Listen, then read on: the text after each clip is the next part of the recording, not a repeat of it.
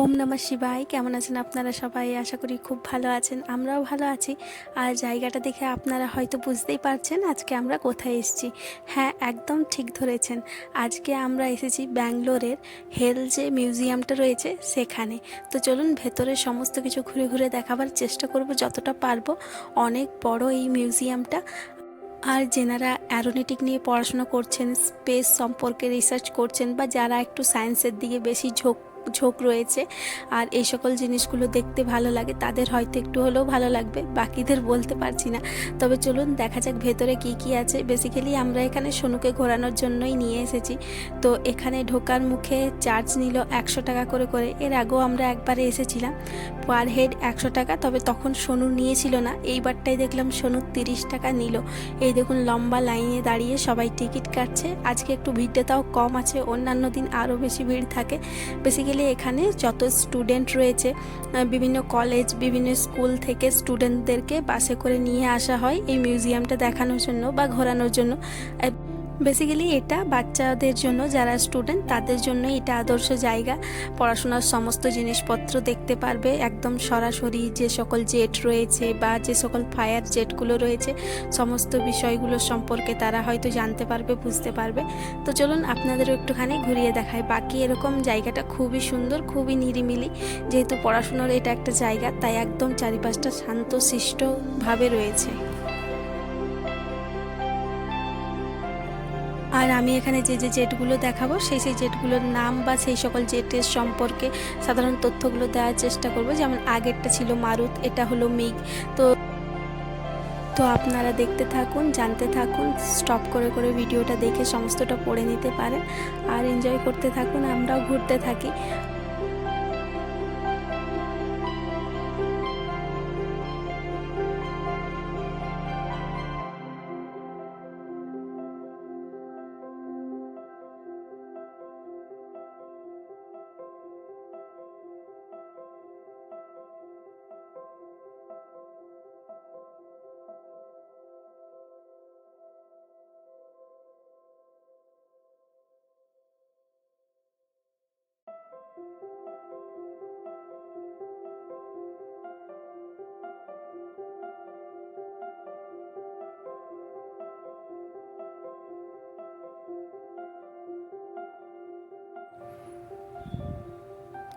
এই পাশে যে সাইডের বিল্ডিংটা দেখছেন, এত বড় বিল্ডিংটা জুড়ে কিন্তু মিউজিয়াম। হেলের বিভিন্ন তথ্য এখানে সংগ্রহ করে রাখা রয়েছে। আর এখানে কিন্তু আপনি ওয়াশরুমও পেয়ে যাবেন। সুভিনিয়র কিনতে চাইলে তারও শপ রয়েছে, ক্যাফে শপও রয়েছে। সব কিছুই আপনাদেরকে দেখাবো। অবশ্যই ব্লগটা শেষ অবধি দেখতে থাকবেন। আর ভালো লাগলে কি করতে হবে তা তো আপনারা জানেনই। চ্যানেলটাকে সাবস্ক্রাইব করে বেল নোটিফিকেশনটা অন করে দিতে হবে, যাতে আমার পরবর্তী ভিডিও ছাড়লে আপনাদের দেখতে কোনো রকম অসুবিধা না হয়। বেল নোটিফিকেশানটা অন করে রাখলে আপনাদের ফোনে একটা ইনস্ট্যান্ট নোটিফিকেশান চলে আসবে, আপনারা তাহলে দেখতে পারবেন। চলুন গুটি গুটি পায়ে এগিয়ে যাই। আর এই যে জেটগুলো রয়েছে, এই জেটগুলো আপনারা দেখতে থাকুন। এই জেটগুলো এত বড় বড় হলেও এগুলো যেহেতু ফায়ার জেট, যুদ্ধের সময় এই জেটগুলোকে কাজে লাগানো হয়, তাই এই জেটগুলোতে বসার জন্য মাত্র একজন বা দুজনেরই জায়গা রয়েছে। আর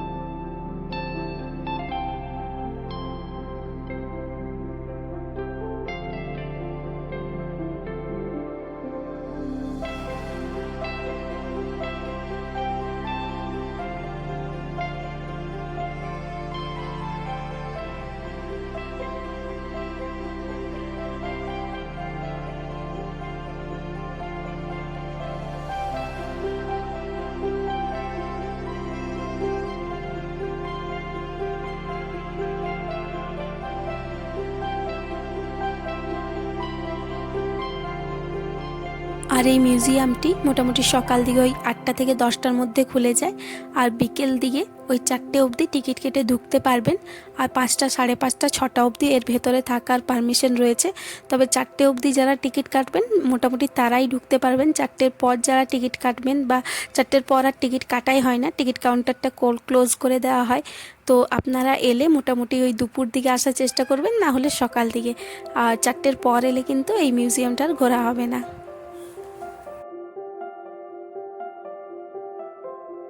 এখানে একটা নেভির হেলিকপ্টার জাতীয় কিছু রাখা রয়েছে, যেটা ওই সমুদ্রের ওপরে ঘোরাফেরা করে।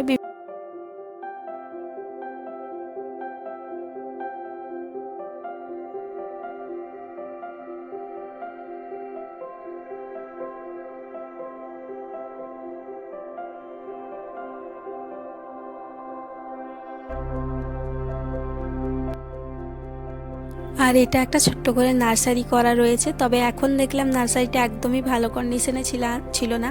এর আগের বার যখন আমরা এসেছিলাম তখন এর মধ্যে কিন্তু খুব সুন্দর সুন্দর বিভিন্ন প্রজাতির ফুল রাখা ছিল, গাছ বা প্ল্যান্ট রয়েছিল, কিন্তু এইবারটাই দেখলাম তেমন কিছুই ছিল না।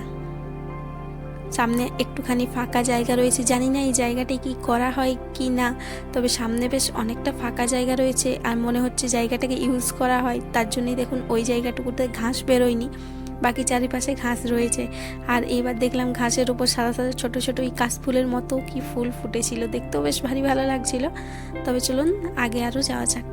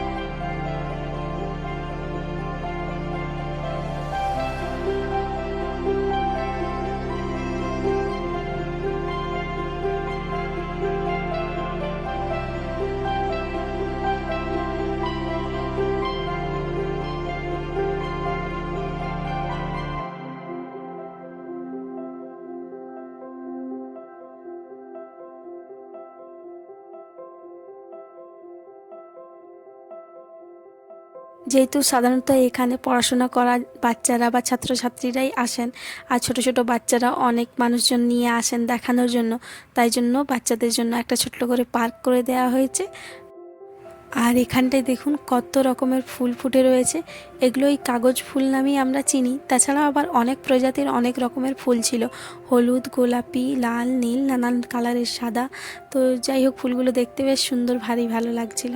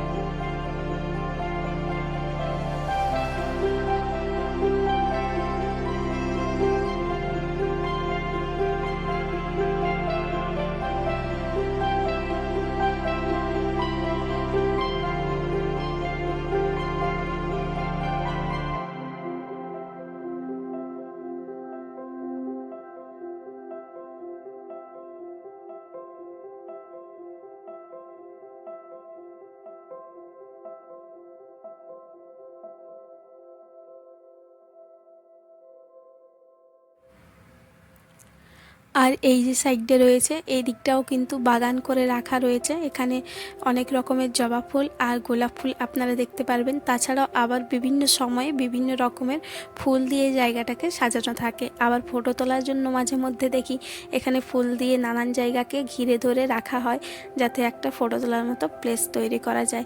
আগের বারে ছিল, এইবারে দেখলাম ছিল না। যাই হোক,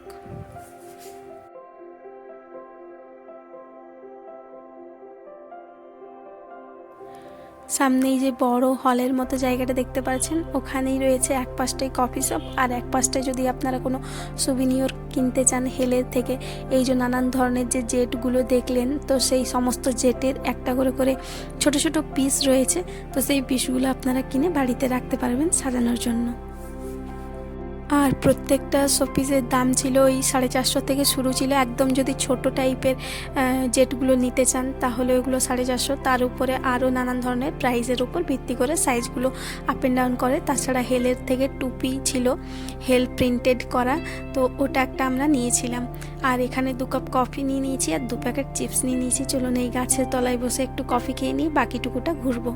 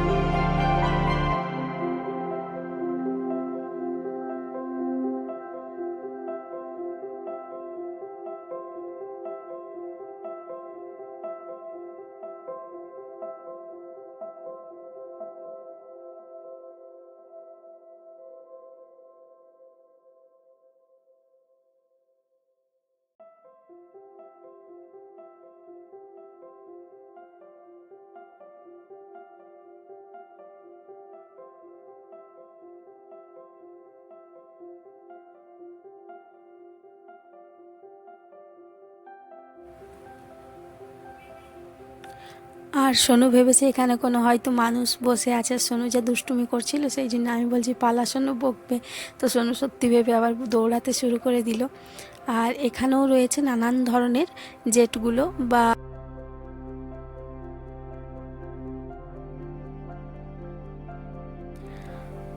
আর এখানে তো একজন মহাকাশচারীকে মডেল হিসেবে বসিয়ে রাখা হয়েছে। তো বসিয়ে রাখার একটা কারণও রয়েছে যে এখানে কেমন ধরনের ড্রেস পরে তেনারা যান, কেমন হেলমেট, শুজ, কী ব্যবস্থা নিয়ে তেনারা উপরে যান মহাকাশচারীরা, তো সেই সমস্ত বোঝানোর জন্যেই এখানে তেনাকে মডেল হিসেবে বসিয়ে রাখা হয়েছে। ওটা বেসিক্যালি একটা পুতুলের ওপর ড্রেস সমস্ত কিছু পরিয়ে রাখা হয়েছিল। আর এখানে দেখুন অবস্থা, দেখতে এসেছি কি আর করছি আমরা কি। ছোটোবেলায় এরকম আমরাও ইউক্যালিপটাস যে গাছগুলো থাকে না, সেইগুলো থেকে, যেগুলোকে আমরা আকাশবাণীও বলি, তো সেই গাছগুলোর থেকে এইরকম ফলগুলো পড়ে আর টুপির মতো থাকে সেই ফলের খোলাগুলো, মানে মুখটা। তো সেই ফলটা তো আলাদা হয়ে যায় আর মুখটা আলাদা হয়ে যায়। তো সেই টুপির মতো টোপরের মতো জিনিসগুলো সোনু নিয়ে আসছে আর ওর বাবাকে বলছে ওর নামটা এখন লিখে দিতে হবে এখানে। তো যাই হোক, ও লিখছে আর একবার করে এমন দমকা হাওয়া আসছে, ওগুলো যেহেতু একদমই আলগা প্রকৃতির হয়, হাওয়াতে আবারও এলোমেলো করে দিচ্ছে। আর ও ততবার যেয়ে গিয়ে আবারও কুড়িয়ে আনছে। আর ছোটোবেলায় এগুলো আমরা নিয়ে খুব খেলতাম, যখন রান্নাবাটি খেলতাম তখন এগুলো দিয়ে খেলতাম। তারপরে এগুলো যে ফলগুলোর থেকে শনপাপড়ির মতো বার হয় সেগুলো দিয়ে খেলতাম, সেগুলো আবার রান্নার কাজে ব্যবহার করতাম। তো খেলাধুলোর ধরনগুলো কিন্তু একই রকমই থেকে যায়, খুব একটার পরিবর্তন হয় না। সময় সুযোগ পেলে সবাই ওই রকম খেলাই খেলতে শুরু করে দেয় বলুন।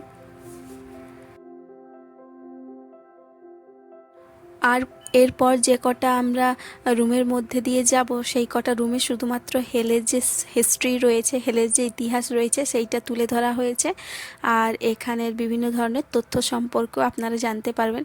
সমস্তটা তো আর বলে বলে দেওয়া সম্ভব নয়, আর ফটোতেও সমস্তটা ক্যাপচার করা সম্ভব নয়। ওই যা একটু পারলাম সেটাই আপনাদের সঙ্গে তুলে ধরলাম।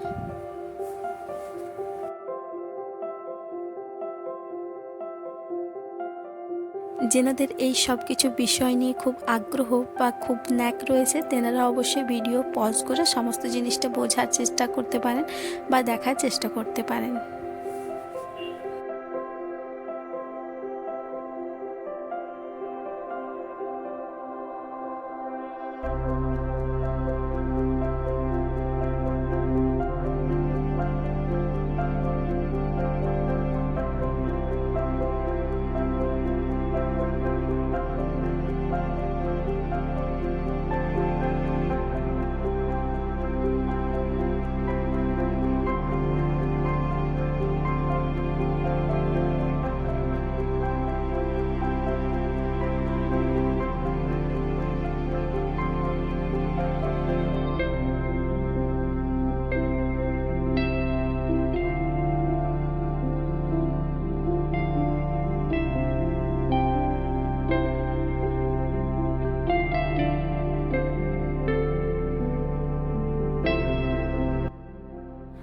আর এই এক একটা রুমের মুখে দেখুন নাম্বারস লেখা আছে, মানে সাল লেখা আছে, কোন সাল থেকে কোন সাল অবধি ওই রুমটাতে তার হিস্ট্রি রয়েছে, সেই সমস্ত কিছুটা ঢোকার মুখেই লেখা রয়েছে। আর এখানে কোন সময়ে কোন প্লেনটা বা জেটটা তৈরি হয়েছিল যুদ্ধের জন্য, সেই সমস্ত কিছুর ব্যাপারেও বা একটা করে মডেলও এখানে ছোট ছোট করে রাখা রয়েছে।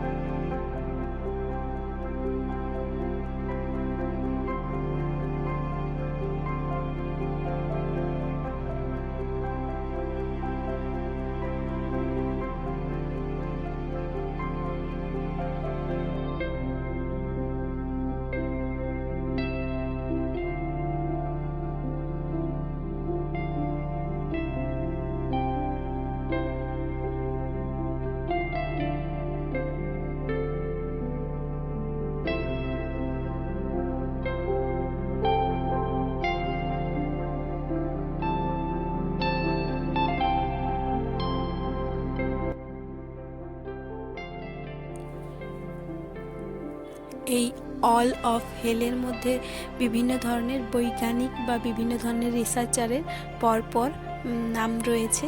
আর এখানে কিন্তু পরপর আমি দেখলাম 6 জন ছিল আমাদের বাঙালি।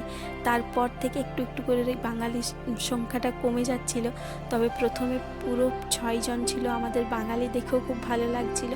আর এগুলো সব, আর এখানে আলমারির মধ্যে বিভিন্ন ধরনের ট্রফি, কাপ, মেডেলস এগুলো রাখা ছিল। হয়তো এগুলো দেশ বিদেশ নানান জায়গা থেকে যে মানে উপহার হিসেবে হোক বা উইন করে হোক, যেগুলো পাওয়া যায় ট্রফিগুলো, মেডেলগুলো, সেগুলো সমস্তটা ভালোভাবে রাখা হয়েছে। এগুলোর তো পুরো বৃত্তান্ত আমরা দেখতে পেলাম না, তবে আমার মনে হলো সেই রকমই কিছু হবে। এত এত কাপ, এত মেডেল সব কিছু জিতেছেন আমাদের বিজ্ঞানীরা হেলের তরফ থেকে, তাই এখানে হয়তো মিউজিয়ামের মধ্যে রাখা হয়েছে যাতে সবাই দেখতে পারে। আর এটা হলো চন্দ্রযান 3 মডেল।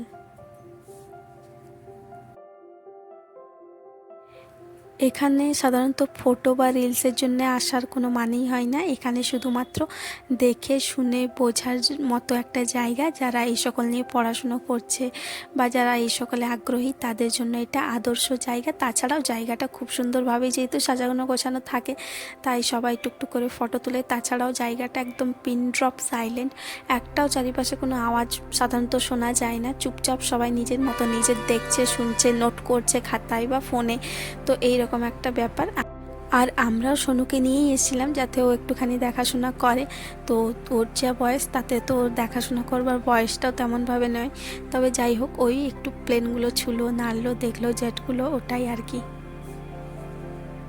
জানি না আজকের ব্লগটা কতজনের ভালো লাগবে। যদি ভালো লেগে থাকে তো অবশ্যই চ্যানেলের সঙ্গে থাকবেন পরবর্তী ব্লগ দেখার জন্য। পরবর্তী ব্লগটা একটু অন্যরকম দেওয়ার চেষ্টা করব অবশ্যই। হেলের এই সাইডটা প্রচণ্ড গাছপালায় ভর্তি। আজকের মতো গল্প এখানেই রাখছি। আর দেখা হচ্ছে অন্য রকমের একটা অন্য দিনের পরবর্তী গল্পের সঙ্গে। ততক্ষণের জন্য ভালো থাকবেন, সুস্থ থাকবেন সবাই। Bye bye.